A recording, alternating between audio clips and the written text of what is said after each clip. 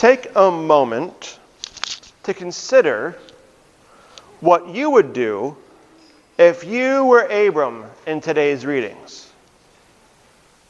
If one day you're just relaxing at home, surrounded by family and friends, and God comes to you and says, "Get up. I want you to travel to a far away land, away from family, away from friends, away from everything you know, and I'll make you the beginning of many nations. You will be blessed, and all that you bless will be blessed. All that you curse will be cursed. So get up and go." How many of you are standing straight up and going, "I will go wherever you want me to go"? No one is raising their hand. Oh, Lane is. You're a better man than I. I didn't raise my hand either.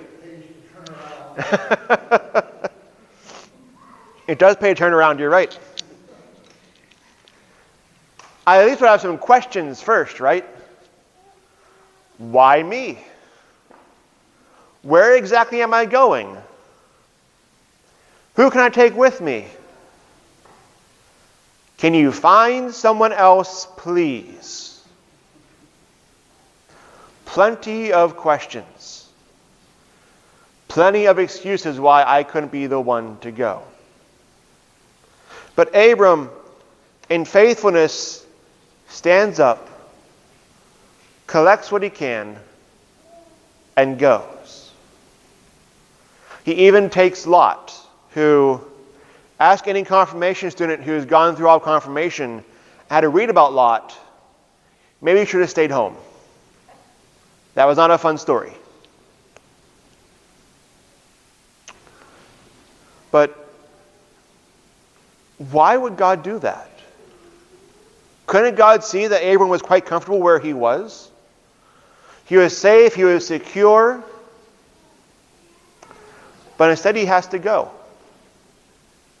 And along the way, Abram and Sarah are going to have problems. They're going to make mistakes. They're going to fall flat on their faces. There'll be frightening times.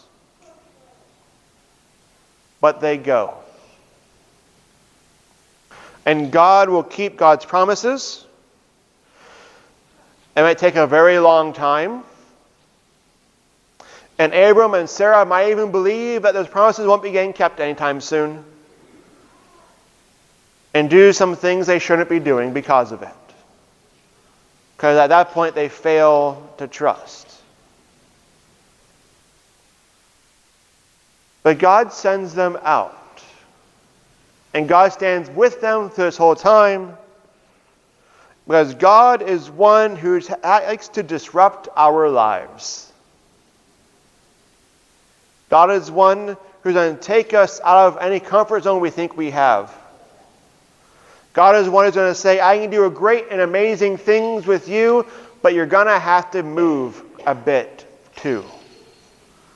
Because you can't change the world by just sitting at home on your couch. Unless we really want to some days." There's a joke that many people have already heard before. How do you make God laugh? Anybody know? Tell God your plans. That's right. Right, God, that's a wonderful joke to God, the plans that we have for ourselves. I've had plans in my life. When I did clinical pastoral education, which when you go work at a hospital or a nursing home or a jail, I was insistent on a few things. One, I would not stay anywhere near where I currently was, which was in Gettysburg. I was going to travel the United States. I applied to every single place I could that did not have a fee to apply to it. Second thing was I would not be working at a retirement home. I refused. Who wants to guess where I ended up at? a retirement village an hour from Gettysburg. You know where I lived at? My dorm room. And we drove the hour every day, me and 2 other guys. All my plans laid to waste. I would just end up doing exactly the opposite of what I wanted to do. When Amy and I were looking for a new call when we ended up here, we said we're not going to interview anywhere east of Pittsburgh or north of Livonia. Because we're going to say we're going to be between the 2 families. We're not going to pick a side. We're just going to stay in between. For anybody failing your geography lessons today, we're currently north of Livonia. But God called me here. God took my plans and said, I got better ones for you. And I thank God that God did every single time. I'm glad to be here, and I'm glad I ended up at Bethany Village, where I was challenged left and right, and I was forced to grow. I will not have the same experience anywhere else. Because God ultimately knows what is best for us. Whether we agree at times is a different story. But God does know best. And so we trust. And we get up. And we walk. But that's not always easy, is it? It's not always easy to say yes when God comes talking to us. When God is nudging us in directions that we don't want to go. Directions that are a bit different from what we're used to. The other fantastic joke is always, how many Lutherans does it take to change a light bulb? Change? We don't change, that's right. Disrupt our plans? I don't think so.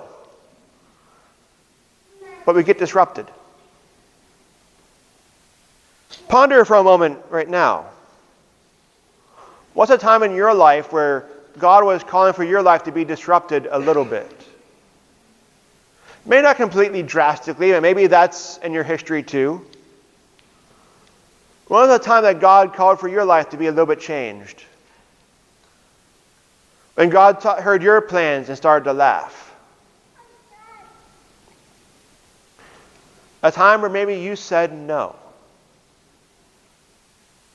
I'm not going to do that.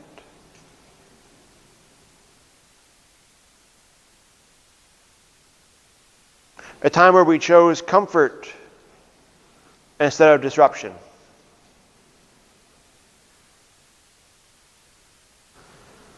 What would your life be like if you changed that answer? Now, I can't do any magic spells. I can't take us back to that day and make you make a different choice.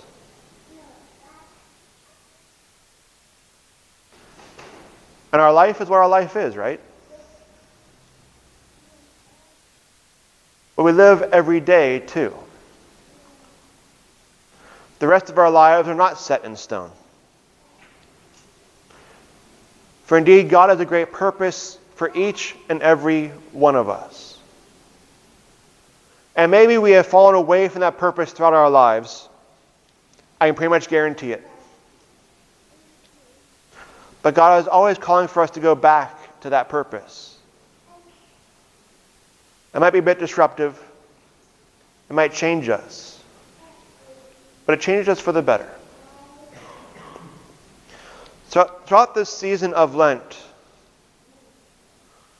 take time to listen.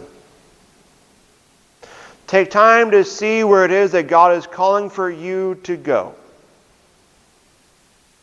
Might be something small. Might be something big. But where is God trying to disrupt you? From that disruption, we find great growth.